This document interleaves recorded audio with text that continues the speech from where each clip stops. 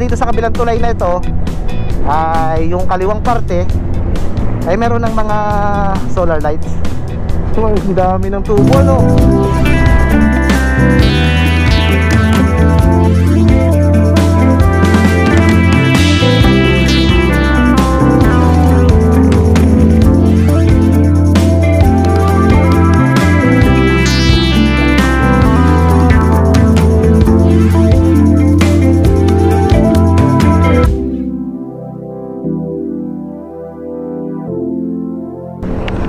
Saglit lang ha. Tatapon lang tayong basura. Nakakatakot. Baka tumumba. Okay na. Bakit ang ayos?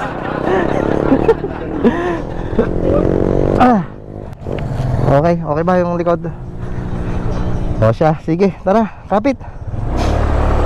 Ayun. Ang ganda ng entrada. Ito ang ating vlog mga part. Magandang hapon, 4:35 ng hapon. At kita nyo naman ay dinaan muna namin ng aking busong anak. Kasama ko ngayon ang aming basura. At yun ay araw-araw kong ginagawa kapag pumapasok ako sa trabaho. Ngayon nga lang ay araw kasi ng linggo, wala tayong pasok. Kaya ngayong hapon ko naisipan na itapon. So mag-ano lang kami mga part, mamamasyal. Kagaya ng mga nasabi ko, ng mga nakaraang video ko na hindi ko nakakasama sa pamamasyal itong aking busong anak.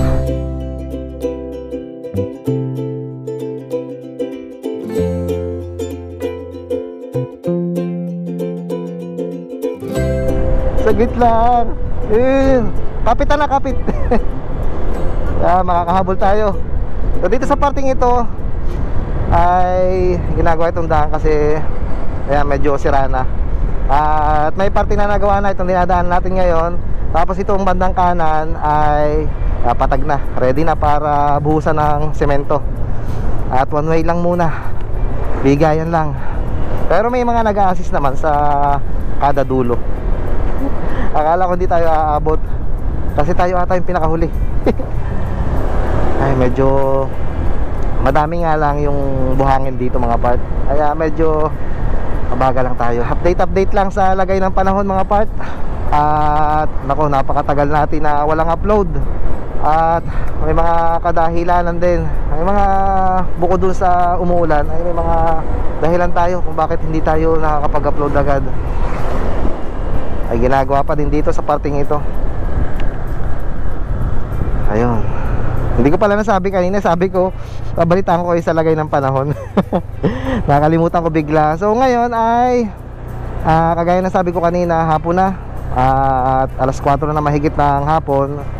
Ay medyo maganda naman yung sinag ng araw sa kanan natin, papalubog na sa kanluran.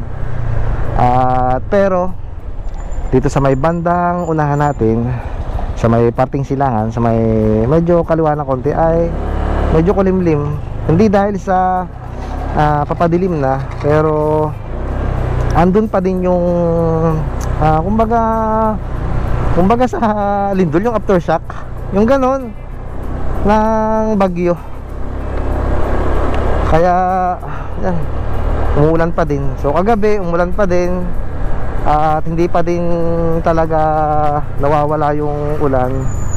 Ayan, isa na yan sa ating mga dahilan kung bakit hindi talaga tayo nakakapag-upload. Alam nyo naman na ang content natin is mag-travel at mamasyal kung saan-saan dito sa Batangas City mga part.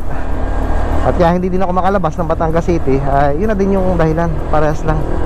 Hindi makaalis kasi palagi masama ang panahon. Kwentuhan na lang muna, kumbaga update lang sa mga buhay-buhay mga part. At kaya isa pa din sa mga dahilan kung bakit nyo makapag-upload ay napapansin ko itong mga nahuli ay kumbaga mas lalong bumabalik na naman yung nawawala na naman tayo ng mga views. Siyempre sa kagaya nating content creator ay siyempre malaking impact nun sa atin. At nandun na tayo sa sinasabi natin lagi na kumbaga for fun or basta yung inisip lang natin maging masaya sa ating ginagawa. Pero kapag dumating na yung sa punto na kumikita ka na, syempre hindi mo mawala yung kagaya na yung nangyayari sa akin. Parang lumiliit yung aking views, ay syempre naapektuhan yung ating kinikita. Syempre pandagdag din yun sa mga yung mga pag travel natin, yung mga kinikita ko dito sa pag-YouTube. Kaya yun, ang dami kong ginawa na mga experiment. Kung mapapansin nyo siguro sa mga nakapanood nung last upload ko, dinilit ko after 2 days, dinilit ko yung upload ko, tapos inire-upload ko lang ulit. Pero ganun talaga, talagang walang views. Meron naman yung kumbaga hindi man lang nakatawid ng 100. O, hindi ko alam kung na-shadow ban ako o basta ang hirap, hindi ko alam. Wala kasi ako masyadong alam dito sa pag-YouTube. Hindi ako magaling magkalikot na mga kung ano-ano dyan. Ang alam ko lang ay gumawa ng video at mag-upload.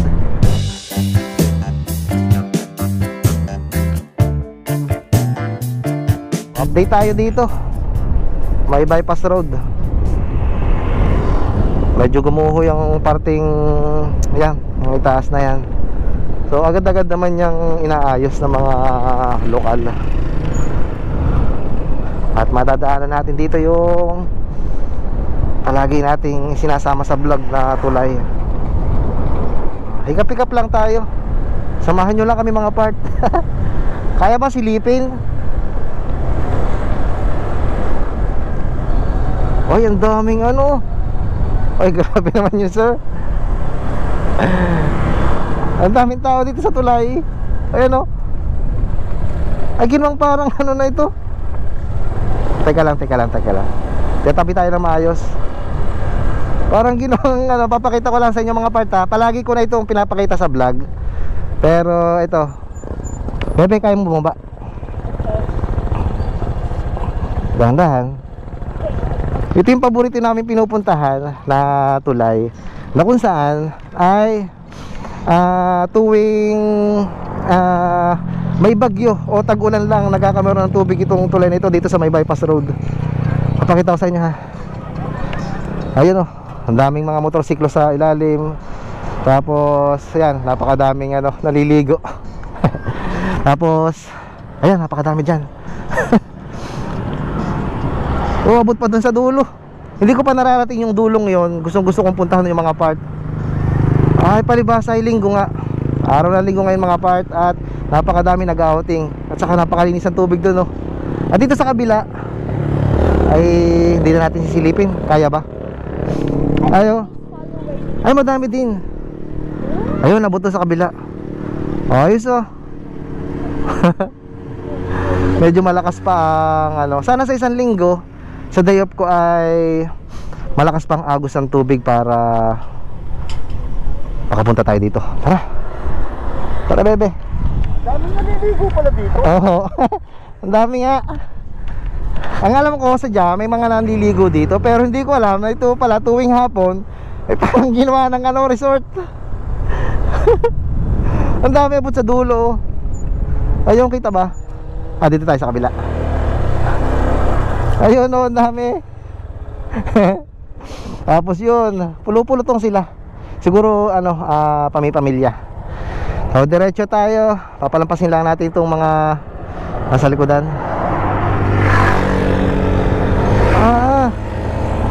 Ayos to kapag nalagyan na lahat itong parting ito. Itong mga parting ito ano, ginagawa ng kumbaga patungtungan ng ilaw. Kasi sa kabila ng bypass road na ito mga part, doon sa kabilang crossing ay kompleto na yung mga poste na paglalagyan ng mga solar lights. So ibig sabihin ay itong bypass road na ito hanggang sa kaduluduluhan papunta doon sa may Startol, sa may Balagtas o sa may ano, parteng Tingga ay magiging maliwanag. So dito sa parteng ito ay meron palang ano, yung mga patungtungan pa lang. So sisilipin natin kasi napadaan ako nung isang araw. Ayan oh, meron ng ano, may pangilan-ngilan na oh. Abot na dito sa kabilang parting ito yung solar lights. O napakadami niyan mga part. Tapos sa kabila. Tapos ito, yan, hindi pa yan nalalagyan oh. O sisilipin natin yung kabila. Dahil nung nakaraang araw ay napadaan ako at nakita ko na ang dami ng tubo na nakatindig. Tingnan natin kung may nakalagay na. Ay, parang wala pa. Dito pa lang sa parting ito. O, pupuntahan natin mga part. Isilipin lang natin. Kasarap din ng paminsan-minsan ay nakakapagalo. Pamasyal lang ganito. Ayan. Sayang. Bukas kaya makapunta ulit doon. Makabalik pagkatapos ng sa trabaho. So ito mga part. Ayan, malinaw dito. Yan napakadami na ng tubo. At banda-banda dyan ay magiging maliwanag na dito sa bypass road. Mawawala na yung yung kumbaga pag-aalinlangan ng mga bumabiyahe na dumaan dito sa parting ito kasi napakadilim dito mga part. Kasi itong parting ito abot doon sa may sinasabi ko kanina na sa Tingga ay kumbaga kabundukan siya na tinagusan lang itong bypass road kaya madilim dito. Pero yan grabe naman yun sir Makalampas dito sa kabilang tulay na ito ay yung kaliwang parte ay meron ng mga solar lights. Ang dami ng tubo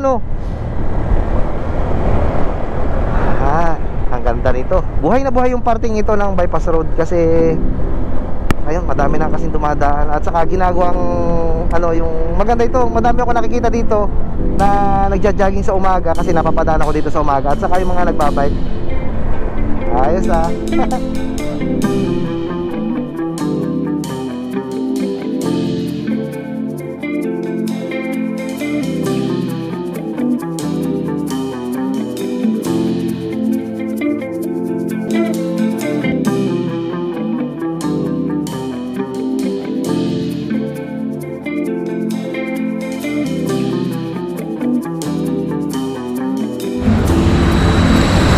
napakaganda sana dito sa pwestong ito kaya nga lang ay madaming dumadaan ng sasakyan.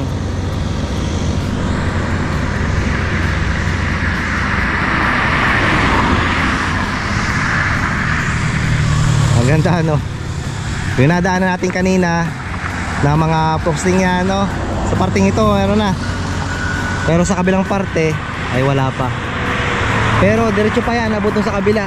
Napakadami niyan tapos katabi natin itong poste ng kuryente na nanggagaling sa Bilihan Power Plant.